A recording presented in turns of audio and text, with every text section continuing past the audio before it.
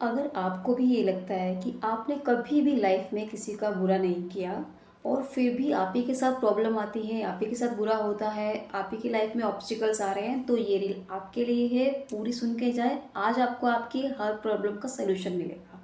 तो आपको ऐसा लगता है कि आपने कभी कोई बुरा कर्म नहीं किया, किसी से लड़ाई नहीं की, झगड़ा नहीं किया, कोई चोरी डकैती,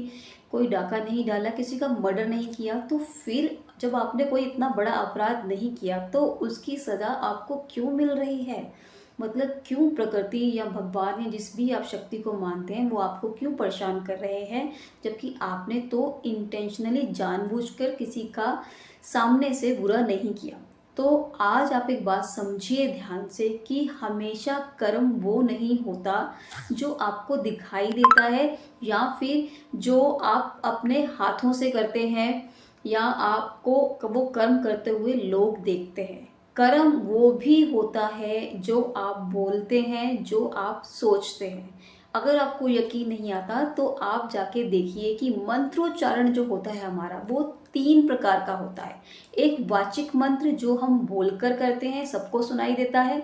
एक होता है उपांशु मंत्र जो कि हम धीरे धीरे बोलते हैं, बोलते तो हैं पर उसकी आवाज़ सिर्फ हमें सुनाई देती है। और एक मंत्र होता है मानसिक जप, जिसमें ना हम बोलते हैं ना अपने होठों को हिलाते हैं और चुपचाप अपने मन में वो मंत्र जाप करते हैं। और आपको यकीन मानिए इन तीनों मंत्र जाप का परिणाम मिलता है, आपको फल मिलता है। अगर आप कोई पूजा अनुष्ठान कर रहे हैं और उसमें आपको बताया गया है, तो आप जो मानसिक जप कर रहे हैं जिसमें कि ना कोई सुन पा रहा है ना आपको देख पा रहा है कि आप क्या जप कर रहे हैं, उसका परिणाम अगर आपको मिलता है तो यकीन मानिए अगर आप किसी का बुरा सोच रहे हैं,